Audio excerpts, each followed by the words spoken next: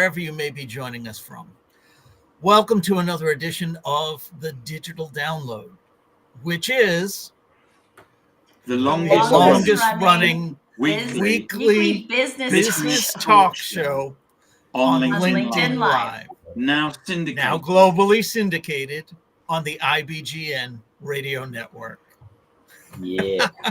We're getting there. Yes. But by the time we've learned that perfectly, you do know there'll be something else to add in, and we'll be back to square one again, won't we? Yeah. Oh, most definitely. And at this point, that's almost the challenge.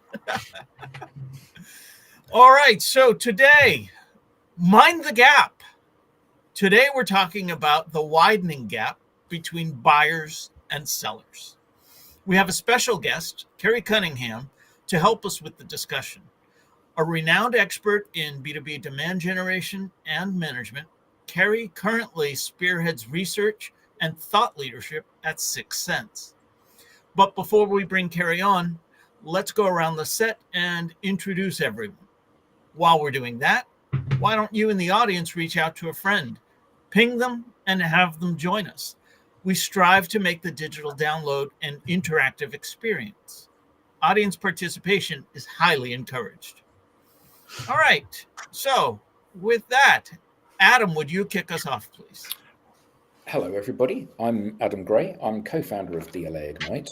And this kind of current research and thinking of how buyers and people in the sales industry are actually behaving rather than how we think they are behaving is a fascinating topic, and one that's been close to Tim and my heart since we started the company. So I'm really looking forward to today. Excellent. Thank you. Tracy. Good morning, everyone. I am Tracy Borison, founder of TLB Coaching and Events, a proud partner of DLA Ignite. And I'm really interested in this because I usually come from like the marketing angle. So when we think about this widening gap between buyers and sellers, the thing I immediately hear is marketing is not doing its job. So I'm super interested to hear where we go today. Excellent. Thank you. Tim. Hi, I'm Tim Hughes. I'm the CEO and co-founder of DLA Ignite. And I'm famous for writing the book, Social Selling Techniques to Influence Buyers and Changemakers.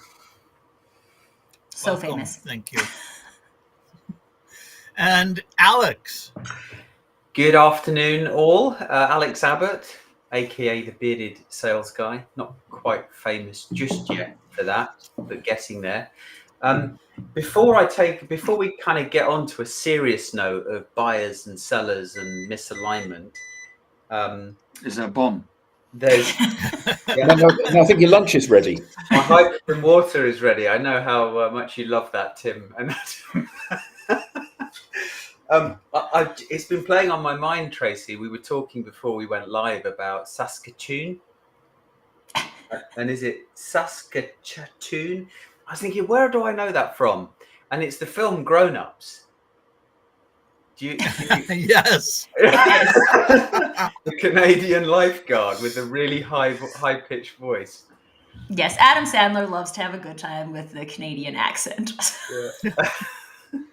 I think Saskatoon, Which most of us don't have, by the way. Saskatoon is the state capital of Saskatchewan, isn't it? Saskatchewan. Provincial capital is how we refer to it. We sorry. don't have states. Yes. Sorry. Yeah, well pronounced. I struggled with that one. Most people struggle with Saskatchewan. Yes, that one. Yeah, I too am a proud DLA Ignite partner, and I'm looking forward to today's discussion. Excellent. And Alex is nowhere near Saskatoon, just in case you're wondering. Okay. Now I know. Thank you for that, Alex. And myself, I am Rob Durant. I am founder of Flywheel Results. I too am a proud DLA Ignite partner, and I am not yet famous for anything. Yes. All right. Yes. Yet. With that, let's bring on our guest. As I said, this week on the Digital Download, we'll speak with Kerry Cunningham. Having run a third-party BDR organization as the VP of Operations for 12 years, Kerry oversaw 500 plus BDRs, As vice president and principal analyst at Forrester, he co-authored foundational frameworks like the B2B revenue waterfall. Now Kerry brings over 25 years of experience in B2B demand generation and management to 6 Sense, where he focuses on bridging the gap between marketing and sales. Let's bring him on. Kerry, Hey, welcome. Kerry. Good Good to see morning. you. Good afternoon. Thank you. Yeah, good to see you as Good well. morning. Kerry, thank you so much for being here. Yeah, my pleasure.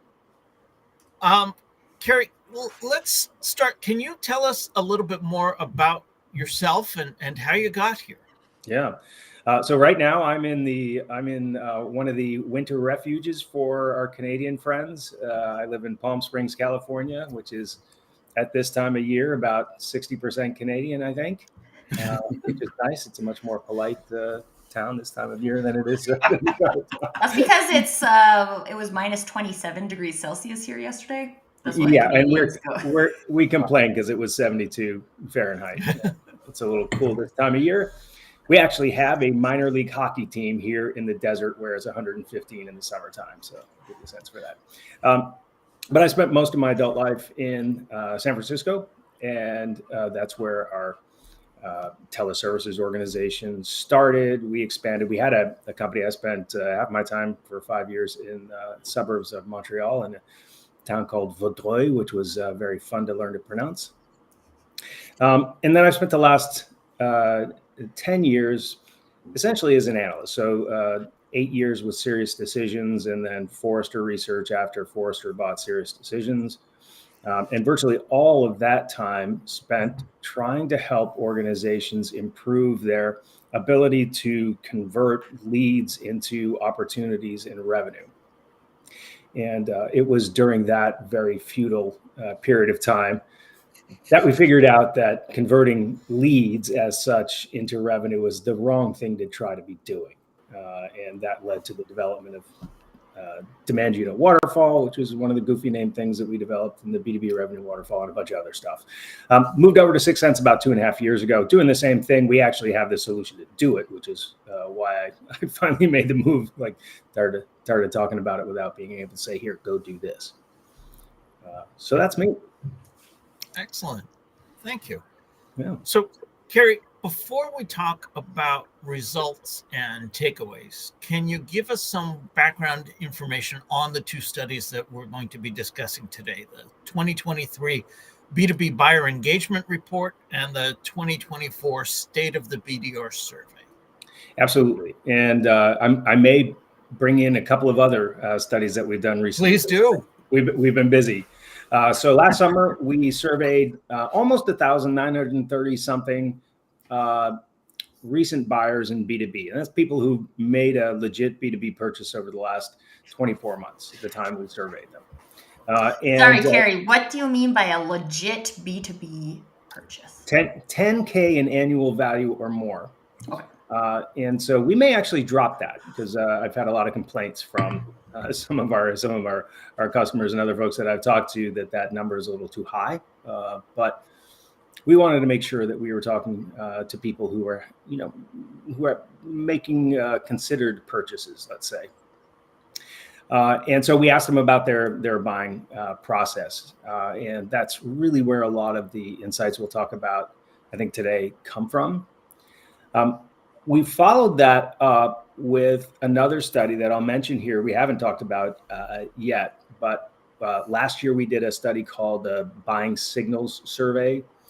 This year we renamed it and we called it the Buyer Identification Study for reasons that I could go into. But in any case, it's about how marketers identify buyers. So we got this big study that says, here's what it looks like when buyers are buying. And we've got this other one that says, and here's what it looks like when marketers are trying to identify buyers who are buying. And man, those things don't look very much alike. They don't intersect all that much. And then we also just published on Monday our State of the BDR report and benchmark. And there we surveyed just under 300 BDRs this year and ask them about their jobs and how they go about their jobs. We have some really good news about the BDR function. A lot of what we find is kind of like an antidote to what you read on LinkedIn every day. Love LinkedIn, but man, the news on LinkedIn is like, don't look at it in the morning, right? It's like a little depressing. And what we find when we interview individual people is it doesn't look like that. So anyway, that's the study that we just did on BDR. Some good news, some not so great news, but what we find is that the BDR function is more aligned to the way buyers buy now than the way marketers are marketing. Let's put it that way. This And is what I keep telling the world. Marketers are the problem. what would you say are some of the key findings of each? So if we start with the buyer, the buyer experience study, pardon me, little morning frog. It's early for you. It is. If we start with the buyer experience study, what we find is that buyers say that 70% of the time, or that they don't talk to sellers until they're 70% of the way through the journey. And I always say, that's not new. We've known that for a while from other research. What I liked about seeing that was that it tells us we're talking to the same kind of people that everybody else has been getting data from in the past. These are normal buyers. What they also told us, though, is that when they do have contact with sellers for the first time, they initiate that contact 83% of the time. And so that's something I think we have to put in our little sales pipes and smoke a little bit, because what that is telling us is that buyers really do control when they're going to interact with sellers. And to some extent, it doesn't matter how much you're pinging them, emails, phone calls, social touches. They'll respond when they're ready. So I said 83% of the time they initiated contact. We looked at the other 17, right? Because there's 17 who said that, no, my first contact came when I responded to a seller.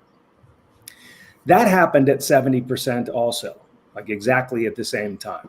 So what that tells us is that whether they respond or whether they initiate, it's going to happen at about 70% of the way through the buying journey. So we have that. We have buyers being completely in control. And then we said, no, when you had that first interaction, which now we know that you initiated, did you have the first interaction with the vendor that you ultimately bought from, or did you have your first interaction with some other vendor? And this was the staggering number. 84% of the time, buyers said that their first interaction was with the vendor that they ultimately bought from. And so when I say that to folks, I always say, look, there's two possible explanations. One is, after I've gone through 70% of my journey with a team of 10 people, having had thousands of interactions already, digital interactions, I picked a vendor at random from my list, and that first conversation was so compelling that I bought from that vendor 84% of the time. Like, I don't think that's too likely of an explanation. What I think the explanation really is it takes 70% of the journey for the buying team to decide what they want and who they want to buy it from.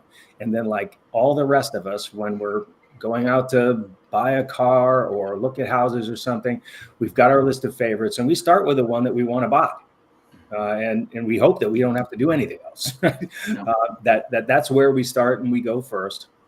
And that decision doesn't change very much after that. And that last 30% of the buying journey is not about deciding what to buy. It's about validating a decision that we've already made. So may I ask, does that data, because I used to be in marketing, and now I see marketing as being The problem. Tim gave me this phrase, the colouring in department. Sure. And I love that, because for the most part, they are going through the motions of creating messaging for people. And I'm offended by that, just so you know. I know, and I'm partly saying it for your benefit, Tracy. And 9 times out of 10, people don't read the stuff that's sent to them anyway, because too much is sent by too many different people all arriving at the same time. Yeah. So if 84% of the time the buyer reaches out to me to buy from me because they want to buy from me, I don't need to be a salesman, I need to be a shopkeeper. Is that what that research is telling me? If this were B2C, I would say yes. But because it's not, I think there are some other considerations. And by the way, your reaction is the first reaction of a lot of the salespeople that I've talked with about this. And the first thing I did when we saw these numbers was I said, holy, and I went and talked to our own salespeople, including our head of sales, about this. That's the first reaction. But then when we think about what enterprise, especially kind of mid-market enterprise on-up sales reps do in B2B, is they spend a lot of time mapping the accounts, understanding who's inside them, and whether they're thinking about it this way or not, delivering useful content to buyers without having conversations with them. Every sales rep and SDR, BDR knows that you make 1 billion phone calls and send 1 billion emails without getting any response. Well, one thing to know is that they're not responding to you, but they are looking at your content and they are engaging with whatever it is you give them. Now, what I would say is, if what you're delivering to them is a request for a meeting and nothing else, then you're not doing anything to help them buy from you. But if what you're doing is engaging in the practices that my understanding from talking with lots of sales reps is, if what you're really doing is you're delivering value in those one-way interactions, you're saying, hey, we've got this content over here, we've got this event over here, we have subject matter experts you could talk to, we have a community that we sponsor, we do all of these things. If you're delivering those kinds of experiences, then you are influencing those buyers, but you're not going to get the meeting until they've decided that you're on the short list and you're one of the vendors that they're going to talk to. And I think that's the big difference in the understanding. And by the way, so this dovetails with the BDR report. So we did the buyer experience study before we did the BDR report. And so when we did the BDR survey, we put in a bunch of questions about, do you, in the course of your job, invite prospects to communities your company sponsors? Do you deliver value-added content of various kinds? Do you invite them to events of kinds? So we give this long list of things that we ask BDRs, do you do? There are things other than asking for a meeting. And what we found is, I think more than 50% of the BDRs are already doing lots of those things all the time. In other words, they are doing things that are delivering value to potential buyers on the way to trying to get a meeting. And to me, that's what's really, really critical here. So does that help at all? I hope it does. Yeah, absolutely. And I think that getting your insight of this, because a lot of the percentages that we see in your reports, and indeed all research begs some obvious questions. And for the people viewing this, and for us on the panel, it's a good idea to ask the obvious questions, because that's what everybody's thinking. Yeah, exactly. We have a question from our audience. Speaking of questions from the audience, Robert Matson asks, is that 70% point the start of the shortlist? It's the start of engagement with a shortlist. So the 70%. So the way I think about this, so the average B2B buying process in our survey was 11 months long, which corresponds pretty nicely to what a typical enterprise B2B process is. So in that 11-month process, first interactions with sellers are happening at the 8-month mark, roughly. And that's when, so that first 8 months is about doing the research to understand who's on the short list and then putting that short list in an order. Right? So it's not just that there is one, that short list is ordered. And so at the time you get to that 70% mark and you start interacting with vendors, you're now validating that short list and the order in which it exists is what buyers are doing. And this is from the buyers. So this is buyers answering questions related to the processes they're following. That's right. Yeah. So is there a period of time before they decide, they're still doing some evaluation, chatting to people before they go, right, now the clock's started?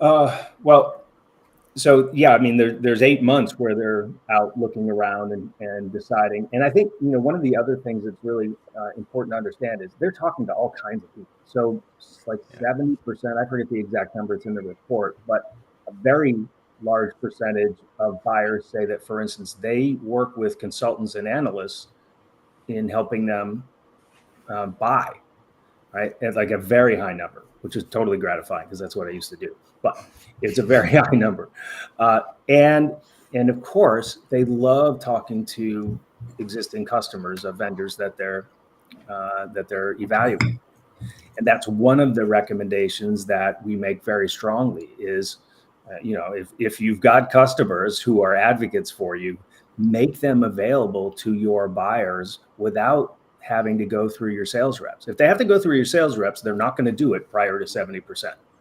Yeah. If you want it to help them make a decision for you, you've got to get them out in front so that your buyers can see and find and talk to them prior to that. They're going to talk to analysts. So if you don't do anything and you don't think analysts and consultants are important for you to market and sell to, then you should change your attitude about that right now. Right. The same thing would also go to agency partners and folks like that they work with. I mean, they're relying on lots of people to help them make decisions and their peers, but they're just not. They don't want to be sold. They want to make a decision and then do their final evaluations. Yeah, we talk a lot. Sorry, go on, Rob. Go on. I was just going to ask: do you have any questions to the BDRs regarding outreach to the consultants and analysts in the industry? We didn't. That's a really good question. I don't think we've ever, I've never seen that, and I don't think I would.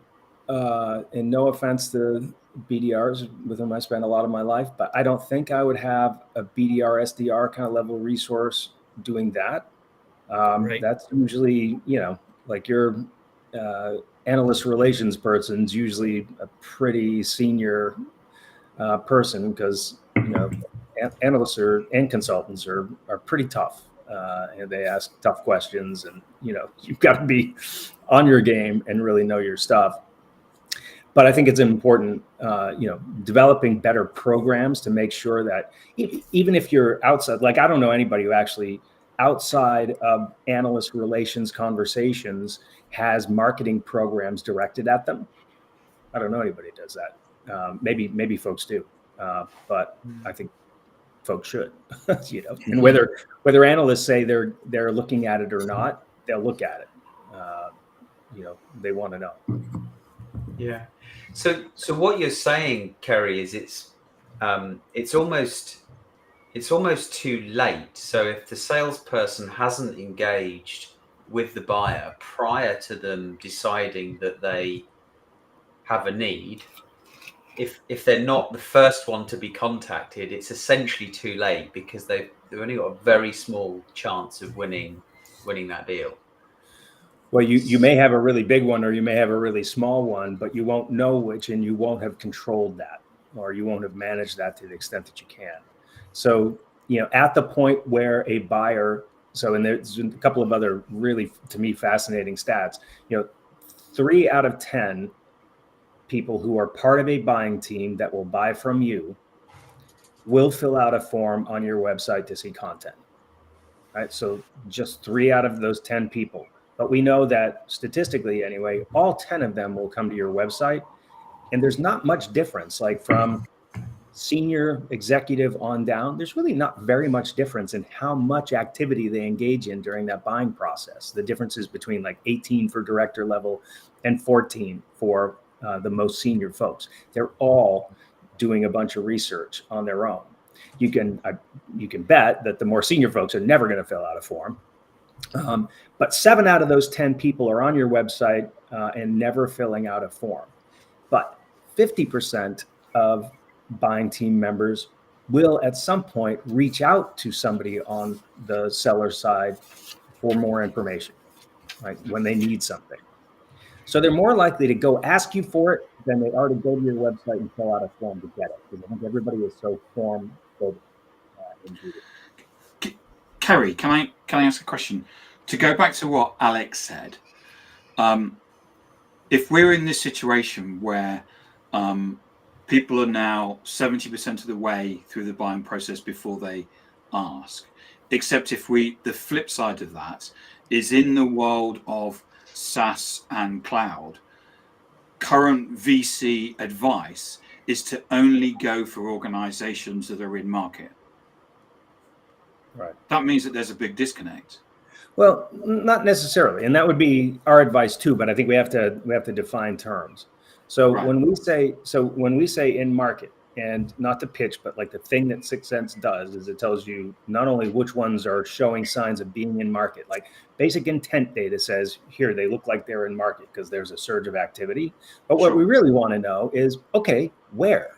Because like statistically and just by logic, most of those that are just making some noises and now doing some research are not going to be very far into a journey, and most of those will not even complete it. So what we really want to know is which ones are really serious. And so if you think of 8 months of research, there's a spectrum from poking around and doing a little bit to, holy crap, this thing's getting serious. We're actually probably going to buy something. We built a business case already. We've still got a lot of work to do to decide which vendor. So where you want to be is understanding which ones are somewhere between the, okay, this is real, and we just decided which vendors are on the short list, and you need to be blowing out your marketing budget and have your sellers, where possible, in those accounts, mapping them and influencing them the way you talked about for that set of accounts. Now, the good news is that's going to be a small set of accounts, relative to your total addressable market. That isn't going to be very many. And that's kind of the whole point. So you've got all of these accounts that are kind of in market, and that's a small fragment of all of the accounts.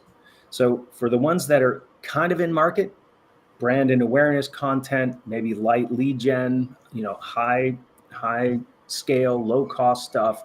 But then for that very small fragment that is, say, between 30 and 60% of the way through their journey, they need to know that you love them deeply and will be a great, great partner for them, right? And they need to, if you have content that is behind the form, then seller's job is to get that content and get it out from behind the form and get it into the inbox of whoever needs to see it. Yeah. If you have customers that they could be talking to, any of that stuff has to happen in that phase. Now, I think I'm playing devil's advocate. I have a kind of an issue with this idea of intent data, and I hope you don't mind this this discussion, Kerry. Let's have a good debate, because the signal comes, right? There's intent within these accounts, and then the salesperson goes tooth and nail to get into that account by hook or by crook. Yeah. But there is no trust or relationship yet. And therefore, does the intent data not carry the value that it could have? Should the reps not be building relationships in their accounts anyway and finding this stuff out? They should. So I think what you're pointing to is a big disconnect in the way that the market has thought about intent data. And it's mostly the fault of the people who sell intent data, who've been overselling it for now 7 years. Right. I first wrote a report and framework about this 6 years ago at Serious Decisions. So intent data is a signal, the same way your leads are a signal. Now, if your leads are a signal, they're a very bad one. 1 out of 100 of them turn into revenue. But intent data is a much worse signal by itself. So it doesn't have a name attached to it. It doesn't have people that you can call. By itself, it's terrible. The anonymous traffic on your website is another one where you can de-anonymize the traffic on your website. That's intermediate between a lead and third-party intent. But if your lead is bad, then the anonymous traffic is also bad and slightly worse. And then the third-party intent is worse than that. When you think about just sending sales reps after them, I mean, doing that is a last resort. It's much better than saying, here's a set of accounts we think are good, go after them. I mean, if you can know which ones of those are showing some intent, then that's better than just sending them into the account naked. But what you really want to do is combine those signals. with whatever other signals that you have, right? Because none of them are very good by themselves, but when you combine them and triangulate on which accounts are showing signals across all of these different channels, now you have a signal that is much, much more reliable. And that's what we really want. And so ultimately, what we really want is we want a full accounting. And this is the way I talk about it, nice accounting language. We want a full accounting of where all of the accounts in your ICP are relative to a buying journey. And we know that most of them will not be in one. And that's the first thing we want to know. Which ones are not? And then let's, a little brand and awareness or whatever, leave them alone. Even if they come to your website and fill out a form, if one guy from one of those ICP accounts comes to a website and fills out a form and there's no other signal, leave them alone. They're not in market. Let them look at your stuff. But then for the rest of them, we want to know, where are they in that journey? And if they're early in the journey, that's marketing's job. Engage them, high scale, low cost until we know something more, then higher cost and lower scale when we know something more, until we know that this is one where they're going to buy from somebody and our sales reps need to be in there. If they're really big accounts, strategic accounts for you, then your sales reps are going to get in there much earlier than that. They're going to map the accounts. They're going to try to develop relationships. They're going to do all kinds, they're going to be in there all the time. And so they'll end up having some more conversations that happen earlier in a buying process because you've developed relationships with them, and that changes the game. If they're enterprise or mid-market where you can't have that kind of relationship with every account, then you're probably not going to be having conversations with them, but you will be able to map the accounts, understand who they are, and do the kind of stuff we talked about earlier. Does that make sense in terms of the intent data and its use? So last ditch is always using it to have sales reps chase after it. So I've got a couple of questions which are kind of interlinked, and I kind of know what I want the answer to be, but I'm going to ask them to you as a question. Adam, can I interrupt before you ask? Yeah. I just wanted to make sure we address some of the comments from the audience. Robert Matson says, analysts are really busy and rely on vendors to update them. If vendors don't do it proactively, then they have no one but themselves to blame.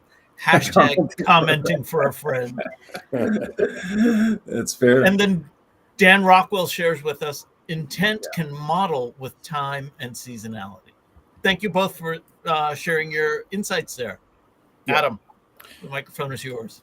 Yeah, so a little while earlier on, you said that pretty much everybody that's going to buy from you is going to come to your website. And some people, 30%, will fill out a form. So they'll kind of expose who they are. And the other 70% won't. But across all of that 100%, 50% of them will reach out to somebody in the seller. So the first question is this. How do they decide who they're going to reach out to? So Alex and Tim and myself used to work for Oracle. It's a company of 220,000 staff. Yeah. I'm thinking of buying a new, I don't know. Accounting system. Yeah, accounting system. How am I going to pick the one person? I'm looking for the Tim Hughes. Yeah. And how can I pick the Tim Hughes rather than the Alex Abbott out of the 220,000 people? That's the first question. Okay. A couple of possibilities on that first, because I won't remember the first if you tell me the second.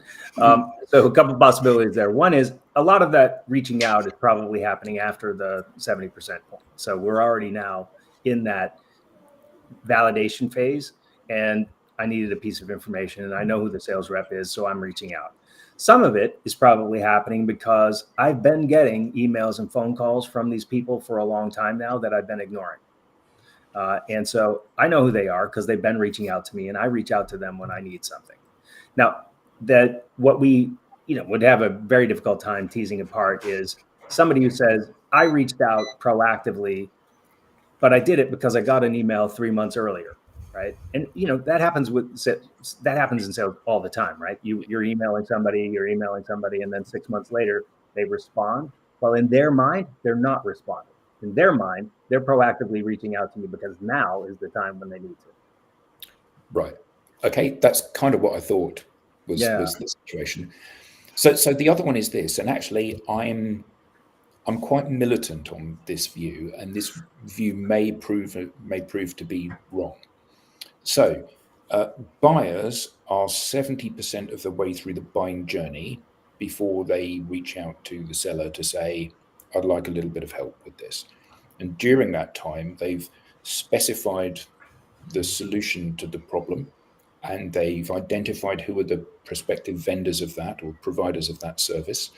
And they've ranked those vendors from whatever criteria they determine to be important, from most attractive to least attractive. And then they reach out to those in turn. That makes perfect sense. The problem is that most people in the B2B space are selling something which is incredibly complex. And the buyer, by virtue of the fact that they're not a seller of this product, are relatively ignorant about what the scope of the possibilities looks like, and indeed what the solution is.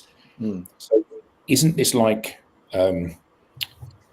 giving a child a series of components and saying, well, all the bits you need there to put the computer together are in the box, put them together and make a computer, when the child can barely speak? So how do we get to the point where we know what the right solution is? How do I get to the point where I can educate the buyer enough that the right solution is my solution, given that every vendor in the marketplace says, my product's best, my product has got these 150 different functions, and we're market leader? Yeah. Well, I think, so I think one of the things at this point, so as much as salespeople were initially not happy with me, brand people absolutely love this research. Because one of the things I think it does say is that people are not, and this is true, you know, this was part of the genius of Steve Jobs is, yes, you know, when people were buying PCs for the first time in their lives, they're very complicated machines who have lots of different functions and all of that. But what Steve Jobs' insight was, but yes, they're going to want the pretty one. And that is true. It's the same with a car. It's the same with a lot of things. They're very complicated enough, all kinds of things, but we buy the ones that we think are pretty, or whatever our version of pretty is for that thing, whatever we instinctually like on a gut level. Now, we may go through all kinds of decision trees on our own with the stuff that we can know to come to that decision, but ultimately we're going to buy based on the consensus that a buying group has about which vendor is going to be the best partner for us in accomplishing whatever it is that we want this technology or machine or whatever to do. And the extent to which you can help your buyers understand what that relationship is going to be like is the extent to which I think you win deals, or lose them if you do a crap job of it. But like, if you do a good job of enabling buyers to get all of the information they need, and you talk about things in a way that they can understand, your content delivers the information in language that's familiar to them, in formats and structures and channels and media that is friendly to them, then you will feel like a really good partner, even if your buyer isn't explicitly saying that. And I think that that's one of the things that we haven't really thought nearly enough about in B2B is, you know, all of the stuff that's on your website, every bit of content, all of that sales process, it's all auditioning to be a business partner, which is what your buyers need. They need somebody who's going to help them solve a problem. Yeah, I love the fact that you said the genius of Steve Jobs is that they're going to buy the pretty one. And, you know, when we are talking to help clients with their customer acquisition, we're often saying to them, people will make the obvious choice. You need to make sure that you look obviously better than everyone else. Whether you are or not isn't the issue. It's whether they think you are, whether you look better. That's the key thing here. Well, and I'm wondering too if there is like this alignment or belonging component, because one of the things that I find very impactful from a marketing, storytelling, and community building perspective is going out and saying like, hey, we're this fintech, and yeah, there's 800 other fintech companies, but this was the gap that we saw in all the other fintech companies. And so we are here filling this gap. If this is the gap that you have, then here we are, the only one filling that gap. And that is messaging that aligns with specific people because they're like, oh, we too have experienced that gap, so now this makes sense. But you can also be saying that same message to people who have not experienced that gap, and they will be like, meh. Yeah. And so it's about it's interesting because when we were talking about intent data, these are the types of things that I always recommend people to like put out into the market to allow people to show. Maybe I wouldn't necessarily call it intent, but it would be alignment, that they are aligned with your business purpose, aligned with your business ideas, why you do what you do. And so maybe they need what you have right now, which is a small group of people, or maybe you're the person who now is like fixing that gap in the market in their minds. And then they can now go out and be like, hey, did you know that these people are doing this over here? Yep. No, totally. And I think you kind of touched on this early on, but it's cliche to say that people want and crave connection. And that's true even of introverts, especially in a world in which you can be connected digitally and on your own terms. It's what you're doing here right now with this show, is you're connecting people around common things. I think that that's been really undervalued in B2B. And if there are two vendors that do the same thing, and one of them connects you to the rest of the world of people who practice what I practice, who do the job that I do, I'm going to want to be with that vendor, right? These two things do the same thing, but with this one, I get connected to all of my peers and resources and all of that stuff. With this one, I get the job done. Okay, which of those two things am I going to want? And I think that's very undervalued so far in B2B. Kerry, can I ask you a question about the BDR report? Yeah. Please. There was a number of things that came out to me. One was that, and you said at the beginning about LinkedIn, because there's lots of people on LinkedIn saying the BDR SDR is dead. Yeah. Or we fired all our BDRs or whatever. Whereas your report shows that actually it's not. Right. Oh yeah, I would love to hear how they have not yet been replaced by AI. And also, it was interesting that the amount that people were investing in that was actually going down. But the more you invested in it, the more successful the people were. All right. So if you start first, we found, I think, I may not get these numbers exactly because I'm not looking at it right now, but I think 52% of organizations BDR teams stayed the same size. Another 25 or so grew. But that leaves, about 25% that did shrink. So 25% shrinking is not insubstantial. And for years we would have seen, close to zero or, 10% or something like that. So a bunch of shrinking, but the vast majority are staying the same or growing. And their quotas either grew or stayed the same 80% of the time. So what that tells you is most organizations were expecting to grow, right? So it's not just that we're doing more with less, but we're actually expecting and trying to grow with the teams. And then what we saw is that BDRs BDRs by and large did a better job of hitting their quotas in this past year than they had in the prior year. We compare year over year. And so there were more of them, their quotas were higher, and they actually did better. Great news there. We also saw that the BDRs who had higher quotas than the year prior were the ones who were more likely to exceed or attain their quota. Right? So higher expectations, and that probably points to the companies expecting to grow and being in a position to grow, having higher quotas, and then their reps went out and got it done. So, man, to me, that's great news, and it does counter the narrative of what you see constantly. Now, if you have a market where there's 25% of BDR teams are shrinking, you're going to hear a lot about that, and that's going to drown out. People don't come on LinkedIn to say we just added 2 people to our BDR team. That's just not not a thing people talk about. So to me, phenomenal news there. Yeah. So I haven't read the full report. I've read the summary, Kerry, and I'm curious to know whether or not you've seen a change in role or a change in responsibilities with BDRs, because traditionally BDRs have folk, their job is to search and qualify or manage inbound, but essentially search and qualify. So they're always looking for that 5% of people that might be in market. But I kind of feel like, especially when I think about Matt Dixon's Jolt effect and he talks about kind of the importance of developing one's personal brand.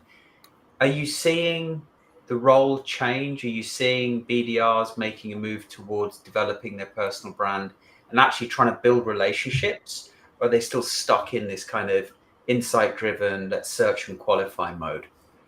A lot more of the relationship building. We have a BDR for our company. It's got 17,000 followers or something like that on LinkedIn. We see a lot more of that, and that's why we asked the question about so we know that you go out and you ask for meetings and you try to qualify potential opportunities, and that's everybody's doing that. But what are the other things that you do, or do you do any other things? So back in my day running these functions, which would have been more than 10 years ago. But I also, when I was at Serious Decisions, I consulted with dozens and dozens of companies on this. And still the majority of BDRs were really only trying to get a meeting, trying to set up discovery calls. That's it. But more than 50% of reps are now doing a lot of other stuff that I would put in the category of relationship building. Whether it's relationship building for them, not as much, but relationship building between their company and people within the target accounts. And they're multi-threading like crazy, like overdoing it a little bit. So we saw an average of, I think, 6-ish people that BDRs are reaching out to in every account. Now, the really wonderful thing is here, they're doing that even if they're just following up on inbound leads, which to me, I wrote a brief about that 7 years ago at Serious Decisions. Like, never follow up on a lead again if that's all you're going to do. There's no reason to call into a single person inside an account if you're not going to do anything else. If they ask you to call them and they don't pick up the phone, you should still try to find somebody else and find out what's going on. Why would that person have asked for that? Otherwise, leave them alone. So everybody's doing that now. That's the really good news. The average was 6 people, which is great. I think that's actually now excessive for a lot of companies and a lot of buying group sizes. If there's 10 people on a buying team and you're reaching out to 6 of them, okay, maybe that's okay. But if you're in a smaller deal environment and your buying team is 5 or 6 people and you're reaching out to all of them, there's probably a pretty good chance you're wasting time. If you get through 4 or 5 of them and they're not responding, or 3 of them and they're not responding at all over the course of a few weeks, I don't know. You're probably chasing your own tail at that point. But in any case, I'm really glad to see that multi-threading has taken hold, that BDRs are the vast majority of BDRs are passing opportunities to sales now, like the opportunity object and not a lead. So now that opportunity object can contain a lot more information, including multiple contacts. And so they're delivering content, they're inviting contacts to events and doing all kinds of things that build relationships with those folks, even if they're not getting the meeting right away. So the next thing that has to happen is we've got to look at compensation strategies, because all of the incentives are about getting meetings and discovery calls, right? So, and I think that's where I'm going to be focusing a little time and attention, is figuring out what do we do about compensation for folks whose probably their best purpose is in enabling all of these folks inside these accounts, but not getting immediate meetings. And how do we account for that?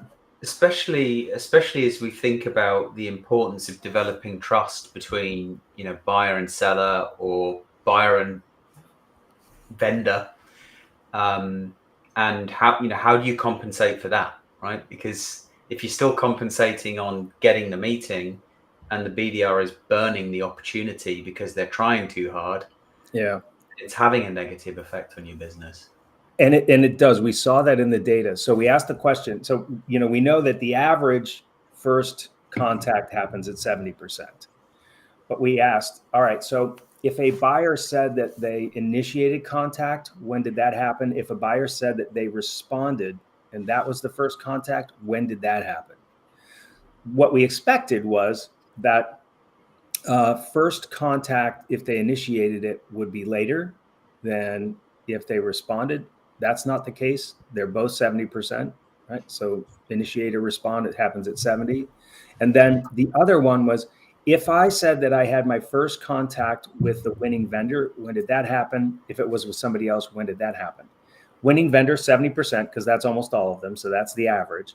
But if I had my first contact with a vendor who wasn't the winning vendor, it happened at 61% through the journey, 9 percentage points through the journey earlier, a month or so earlier, which tells you that getting them on the phone or getting them to respond an email earlier does not help your case. And it may be hurting it. That if you're hammering them so much that they respond, it's probably to tell you to buzz off.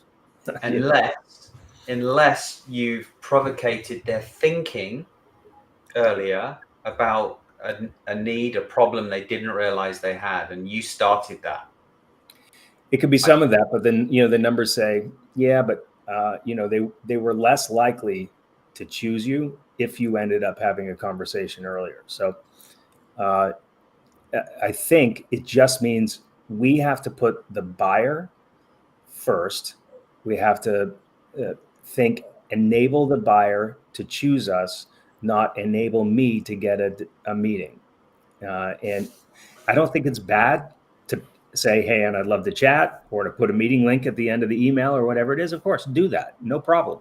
But lead with what I'm doing for you, who are the buyer on the other end. And lead with it hard. Like, don't make it an even balance. It's got to be about the buyer and enabling them. You'll get the meeting, you'll get the call if you do that well. Yeah, I can almost imagine it going into businesses' qualification criteria now. So what percentage are you through the buying process? Okay, hold on, I can't speak to you yet. Because buyers are so good at answering that question. Yes. If you get a hand raiser, you get somebody who says contact me, or they download a demo, you should absolutely ask them, were we the first vendor you contacted? Because if the answer is yes, 84% to win. If the answer is no, some fraction of 16%.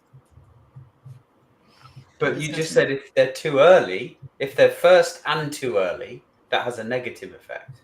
That is, but I'm saying if they've raised their hand, so if the buyers initiated that contact already, now we're at 70% already. So that they've initiated that contact. Got it. And so if they initiate that, so then ask them, were we the first one you talked to? Because, and then you could have a frank conversation with them. If they say no, then you say, oh, okay, where do we kind of sit on your priority list? Yeah. Am I just comparing to your favorite vendor because I'm not going to put that much effort into giving you a quote? Well, and depending upon the kind of account it is, then you can prioritize, right? If it's a strategic account and one you really want to have, or you're desperate, then you're going to put your best foot forward anyway. But it'd be good to know. Rob, Elizabeth Walker has asked the question: how can we add a taste of service along the way at this stage? I think that's what you ought to be doing. So every way that you can audition how you provide value to the buyer is what you ought to be doing early on. So in terms of very specific techniques, I think it'll depend on what kind of solution you offer, what it is that you do. But I would always be thinking about, one, making sure that they have access to your good reference customers, so that they can tell you, those customers can tell them what it's like. But I know companies that have done, customer for a day kinds of things. What's it like to be a customer of us? Here, let's show you. Let's bring you in and show you what it's like, or give you a video that shows you what it's like. Whatever it is that you can do that's going to help you audition for being that partner. And I think, first of all, just get your content out in front of gates, make it good, use language that's common to your buyers that they understand, focus on clarity in everything that you do, so that your buyers have to, this is a staggering stat to me. If they're evaluating 4 vendors, that's 4,300 interactions for a buying journey. If they're evaluating 5, it's 8,000. That's how much harder just having one more vendor is. They got to double the work, right? So it's incredibly hard. We make it very hard because we talk about things in different ways. We differentiate ourselves by the obscurity of our language and all of that stuff. Focus on being clear, and where you've got comparisons with other vendors, make those comparisons, but make them very clear, right? And use the language that everybody else uses. And since they're talking to analysts and consultants, know what your analysts and consultants say about the solutions in the category and how they talk about it, and use that language. Fantastic. I know we're like right on the edge, but I just have a We're quick beyond question. the edge. A quick question for Kerry, because if we're talking about relationships and BDRs building more of the relationships, do you also see this as a shift for marketers to be investing more in those kind of relationships? 100%. And I'll use 6 Sense as an example. So we sponsor a CMO community that meets twice on Friday mornings, every Friday. We've sponsored that community for years. It has hundreds and hundreds of CMOs who attend that community every Friday morning. They're our chief buyer. We don't pitch. There's zero pitching in that. What we do is establish a way for those CMOs to have relationships with each other. And that's our role there. We have a community for BDRs, exactly the same thing, right? We just create a space where they can hang out. It was interesting, Kerry. Derek Weeks, in his recent book, actually talks about your CMO community. And we have others, and we'll continue to have others. Everything that I do is published in front of a gate. You don't have to go behind the gate. And my job is to be out and about and talking to folks and doing these kinds of things as well. I have lots and lots of conversations on LinkedIn, online, offline, with marketers and sellers who are not prospects or customers now. I'm part of our service to the community. That's my gig. And so marketers can do all of those things and a whole bunch more, right? All of the events that you put on or don't now, but should, all of those things I think are wonderful ways of building yourself into the community and making that community better. Rob. Kerry, this has been fantastic. Actionable insights, some tips that we can apply right away. Thank you for that. How can people get in touch with you? How can they learn more? So 6sense.com/research. And we got a lot of it, as you probably will have gathered by now. And it's all there, freely accessible, no gates. And then you can find me on LinkedIn, Kerry Cunningham. I'm linked in the invite. If you're on this, my name is linked in there. You'll be able to find me pretty easily. And I post very frequently about the research and then other comments, gripes, and those kinds of things as well. Hello, Nicholas. Yes, Nicholas is here. So thank you all for being a part of this. We now have a newsletter. Don't miss an episode.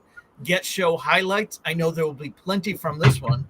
And some beyond the show insights. You can also get reminders of upcoming episodes. Scan the QR code on screen or visit us at digitaldownload.live/newsletter.